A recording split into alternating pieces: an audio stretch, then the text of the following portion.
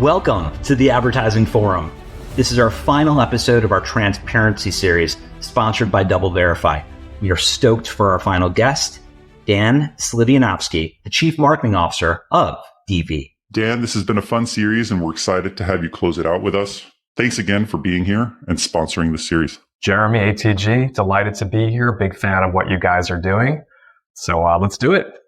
We are excited too. We've had some amazing guests on the series. That's for sure. So Dan, I'm going to jump into it.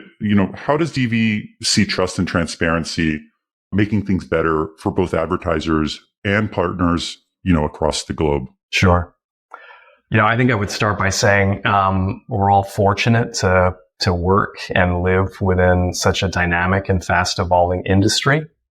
For the digital ad ecosystem to thrive, all boats have to rise. And so the extreme of the demand side, brands and advertisers, extreme of the supply side, publishers, quality intermediaries in the middle, everybody, benefits from trust and transparency. If at the end of the day, brands don't know what they're buying and where their promotion is going and whether or not a placement or an impression could be deleterious to their equity, they'll withhold spend to the detriment of publishers, and intermediaries won't see their throughput. And so, a big part of why we exist is to basically address the objectives of all of those constituents. And when we do what we do well, we light up the digital ad ecosystem. We give brands clarity and confidence in their investments. We help quality publishers monetize. And of course, we boost throughput for programmatic intermediaries like SSPs and DSPs. So everybody wins. So you work with a variety of partners, obviously, in the space. How do you support these partners in understanding the variety of tech and measurement solutions that are out there in the market? Yeah, no, it's a great question. I mean, what we do is pretty arcane. Verification is one tidy word that is really a wrapper around numerous data sets that drive different types of objectives. And so, verification started in the quality realm, where we could take a look at inventory and say, does it or does it not have the opportunity to perform? Are impressions in view? Are they fraudulent, versus being a real human being sitting in front of a device? Are they brand safe and suitable, etc.?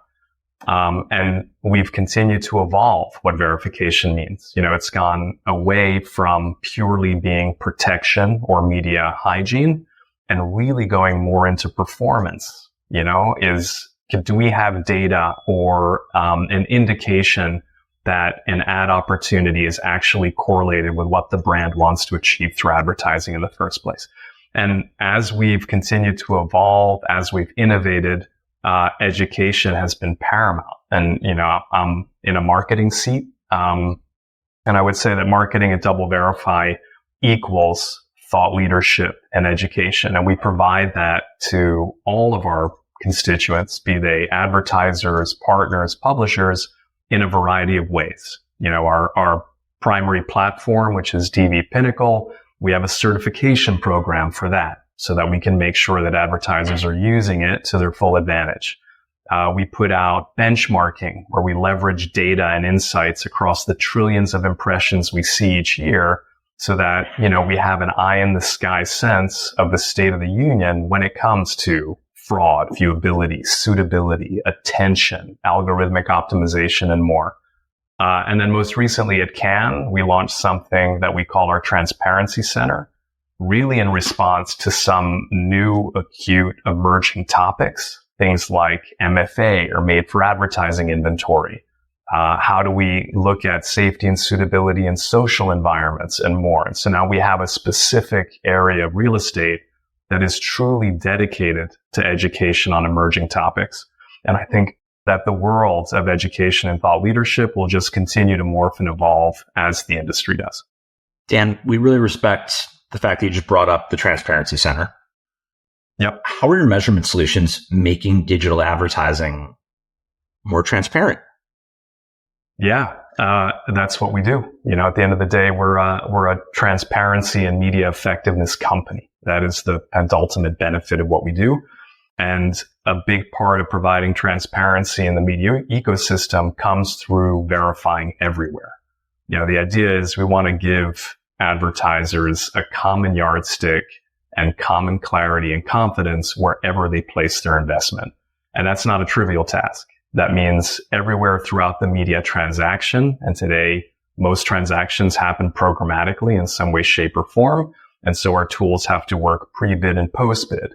They have to work across all channels, across all formats, across platforms, across walled gardens, social, CTV, and they have to work globally. And the whole idea is, can we provide a common measure of media effectiveness, of media efficiency, wherever an advertiser places their investment so that they can make optimization and allocation decisions more effectively? As the Chief Marketing Officer of DoubleVerify, what industry challenges are you personally most proud to tackle? There are a lot. Again, it's a fun space because it is constantly changing. And I would answer that question in two ways. One, we solve for something that has nothing to do with our business model, but is a direct byproduct of verification doing its job. And that is, we keep the internet free and unfettered and accessible to all of humanity around the globe.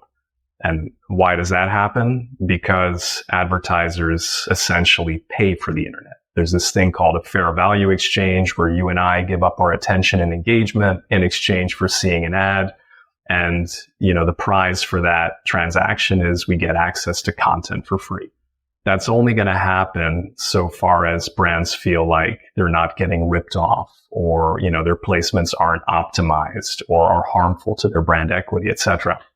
And so number one is we ensure democratized access to content for all of humanity, and verification is the keystone to making that happen. The second piece is, we as an industry, I think there is an imperative for advertising to perform. And that's true in good times and good macroeconomic environments. And it's doubly true when times are tough, when every dollar spent has to be accountable and has to show an outcome. And it's really fun to be part of a company that is actively changing the definition of what verification means. And we are moving away from our core of media protection, things that speak to, does an impression have the opportunity to perform, and more in the direction of, can we show a correlation with true performance? Can we demonstrate that this ad or this impression is going to drive the outcome that the brand wants in the first place? And so we've got emerging data sets in the realm of attention, exposure and engagement, context, and even dynamic activation for programmatic buyers. You mentioned a lot, Dan, and this industry is often extremely complex and very complicated and sometimes hard to understand and keep track. How do you help marketers and how do you help consumers, be more effective and drive more effective ads during and in a time where it is very, very complex, very fragmented? Sure. I wanted to hinge on something you said, which I think is really, really important. We operate in a world, like digital advertising is a world of interdependency. And for it to work and continue to grow and evolve the way that it has to the benefit of all of us, it has to accomplish a few things for the entities that are involved in these transactions, right? It has to be impactful for the brand. And so again, the brand is paying and they need to demonstrate ROI for that investment. It needs to be sustainable for the publisher, meaning if you're a media provider or a maker, you have to earn and monetize. Otherwise, you're going to seek an alternate form of monetizing that content, probably through the consumer. And last, it has to be respectful of consumer privacy and choice. Consumers need to know how their data is being used and have the choice to interact with content and ads on their terms. But we are in a position where we sit adjacent to a value chain that deals with all of these constituents, and our solutions have to honor their objectives. Because if we don't, there won't be harmony and the entire ecosystem won't continue to thrive. And that is that's a principle that is core to how we build products, how we innovate solutions, how we work with our customers on all sides of the value chain. And I think it's going to stay true to how we evolve into the future. you provide such a Zen mantra in your responses, and ATG and I appreciate that. It's also a core to your business. As we head into Q4, what areas need the most attention and actual improvements in our space? Sure. So, I would say that the one pinnacle area that I'm most excited about, and I think many within the company would say they're most excited about, is how we harness AI for better. And that's probably an overused sentence, right? Everyone is talking about it. Those are the two most common and powerful vowels of 2024. But again, if you think about what I described in terms of how we've evolved our solutions, moving from data sets that are proxies for media effectiveness more toward the holy grail of actually being predictive of media effectiveness, AI gives us fuel to do that better than ever. And the one area that we're super excited about, where we have a solution that we are integrating and growing, is around dynamic activation. And by that, I mean, there is a new era that is happening for programmatic buying, where an advertiser, instead of using tools that are only resident within their buying platform, will be able to port over and bring in their own custom algorithm. And this algorithm will do things that today aren't possible. It'll let the brand set their own proprietary KPI for a campaign, and so define success on your terms. It'll let them leverage data that they control, like cost data and first-party data. It'll bring in literally limitless data sources from third parties, including us, media quality and performance data. And it'll look at everything that's happening in the bid stream. And then this algorithm, working like basically a dynamic regression, will optimize in real time and basically curate inventory and change the way that it's buying to maximize the achievement of that KPI. And what we've seen, the net effect of that is you drive down cost, you increase impression delivery, and you boost performance as you define it, which is nirvana. That's pretty much as close as you can get to actually driving the outcome as you can do it. And we predict that this is going to be as disruptive to media buying as auction-based programmatic was almost 15 years ago. And that was a sea change at the time. Dan, this has been really insightful. Thank you so much for your partnership and sponsoring this series. We're really excited to release this episode. Thank you for all the listeners. Looking forward to coming out with our next series soon. Thank you. Delighted to be here.